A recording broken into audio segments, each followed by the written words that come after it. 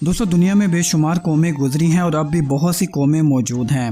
ہر قوم کی اپنی بولی، رہن سہن، تہذیب اور سوچنے کا انداز ہے، لہٰذا اسی دائرے میں رہ کر ہر قوم نے اپنے اپنے حکمرانوں کو محسوس نام دیے۔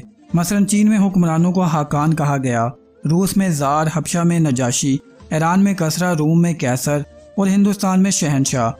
اسی طرح اہل مصر اپنے حکمرانوں کو فرعون کہہ کر پکارتے تھے اور الولید بن دومک پہلا فرعون حکمران تھا۔ 3,000 قبل مسیح سے لے کر سکندر اعظم کے مصر پر حملہ کرنے تک بے شمار فرعون تخت نشین ہوئے۔ حضرت ابراہیم علیہ السلام کے وقت تولیس نام کا فرعون مصر پر قابض تھا، جس کی بیٹی ہاجرہ سے آپ نے شادی کی۔ حضرت یوسف علیہ السلام کے وقت الریان بن ولید نامی فرعون مصر کا حاکم تھا۔